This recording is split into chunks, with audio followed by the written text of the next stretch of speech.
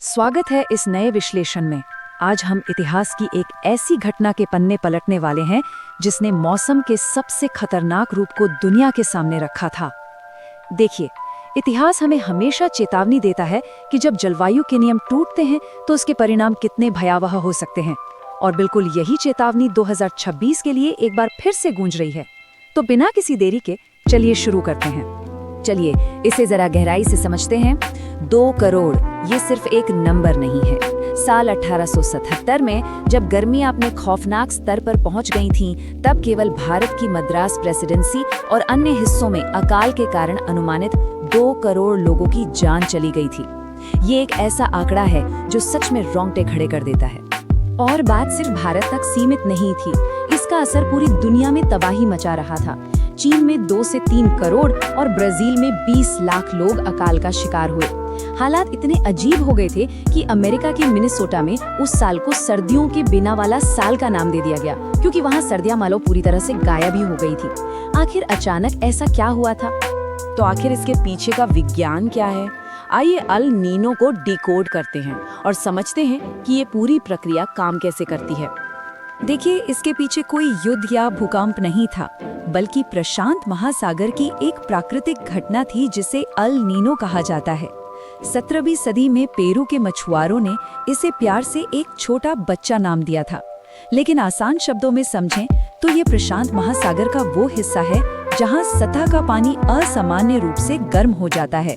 और जब खरबों लीटर पानी गर्म होता है ना, तो पूरी पृथ्वी की हवा और बारिश के पैटर्न जड़ से बदल जाते हैं। और ये तुलना बहुत ही बेहतरीन तरीके से दिखाती है कि सामान्य स्थितियों और अल नीनो में जमीन आसमान का क्या फर्क होता है। सामान्य तौर पर हवाएं गर्म पानी को ऑस्ट्रेलिया की तरफ ले जाती हैं, जिससे वहाँ अच्छी बारिश होती है। लेकिन अल नीनो के दौरान ये हवाएं बहुत कमजोर पड़ जाती हैं। नतीजा, गर्म पानी पूर्व में ही रुका रह जाता है और सारी बारिश महासागर के बीच में ही हो जाती है। इसी का सीधा असर भारत और दक्षिण पूर्व एशिया में भयंकर सूखे और बारिश की भारी कमी के रूप में दिखाई देता है। इतिहास के पन्नों से निकलकर अब बात करते हैं 2026 के खतरे और जलवायु के मल्टीप्लायर इफेक्ट की। यूरोप के सबसे बड़े मौसम पूर्वानुमान मॉडल एक बहुत बड़ी चेतावनी दे रहे हैं। अब सबसे डराने वाली बात है इसकी टाइमिंग। जरा ध्यान दें, अनुमान है कि मई से जुलाई 2026 के बीच इसके बनने की 61% संभावना है। लेकिन असली खतरे की घंटी तब बजती है जब हम देखते हैं कि जुलाई से सितंबर के बीच जब ये अल नीनो अपने एकदम चरम पर होगा, ठीक उसी समय भारत का सबसे महत्वपूर्ण मॉनसून सीजन चल रहा होगा। यानी जिस समय हमारी खेती को बारिश की सबसे ज्यादा जरूरत होती है, उसी समय ये उसे पूरी तरह से सुखा सकता है। इस बार खतरा कहीं ज्यादा बड़ा है। प्रशांत महासागर का तापमान 2 डिग्री तक बढ़ सकता है। लेकिन असली समस्या कुछ और है। जलवायु परिवर्तन के कारण पृथ्वी का बेसलाइन तापमान पहले से ही 1.4 डिग्री बढ़ा हुआ है। अब अगर ये सुपर एल नीनो इसमें 1.5 डिग्री और जोड़ देता है तो कुल तापमान में 2.9 डिग्री की भारी वृद्धि होगी। मानव इतिहास में ऐसा मल्टीप्लायर प्रभाव पहले कभी नहीं देखा गया। तो यहाँ सबसे अहम बात यह है कि इसे ऐसे समझा जा सकता है जैसे एक गर्म कमरे में हीटर चलाना। इसे ऐसे सोच सकते हैं कि एक कमरे का तापमान पहले से ही 40 डिग्री है और कोई अंदर आकर एक बड़ा सा हीटर भी चालू कर दे। आज का जलवायु परिवर्तन और ये आने वाला सुपर एल नीनो, इन दोनों का मिश्रण ठीक ऐसा ही है। अब आते हैं इसके जमीनी प्रभाव पर। 2026 के इस मंडराते खतरे को स्पष्ट रूप से समझने के लिए संकट की इन 4 परतों को समझना बहुत जरूरी है। मौसम के ये आंकड़े सीधे तौर पर रोजमर्रा की जिंदगी से जुड़े हैं। सबसे पहले, मानसून सामान्य से कम रहेगा, और क्योंकि भारत की 51% कृषि आज भी सीधे तौर पर बारिश पर निर्भर है, तो इसका सीधा असर अनाज के उत्पादन में भारी गिरावट के रूप में दिखेगा। इसके साथ ही भयंकर लू चलेगी, जो शायद 2024 के रिकॉर्ड भी तोड़ दे, और इन सब का अंतिम नतीजा होगा खाने पीने की चीजों की कीमतों में 9% तक का भारी उछाल। एक बेहद चौंकाने वाला तथ्य, 1994 अरब डॉलर। केवल 2024 में ही हीट वेव्स के कारण भारत को इतना भारी आर्थिक नुकसान झेलना पड़ा है। और इसका सबसे भयानक असर उन 38 करोड़ कमजोर श्रमिकों पर पड़ा है जो चिलचिलाती धूप में रिक्शा चलाने, रेहड़ी लगाने या कंस्ट्रक्शन साइट्स पर काम करने को मजबूर हैं।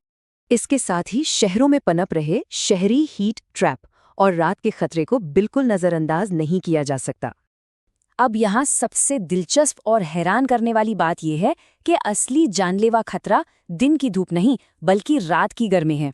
जी हाँ, 2024 में दिल्ली में दिन का तापमान 1.8 डिग्री बढ़ा, लेकिन रात का तापमान 4.4 डिग्री तक बढ़ गया। कंक्रीट के जंगल दिन भर गर्मी सोखते हैं और रात में गर्मी कम न होने के कारण इंसानी शरीर खुद को ठंडा नहीं कर पाता, जिससे हीट स्ट्रोक का खतरा कई गुना बढ़ जाता है।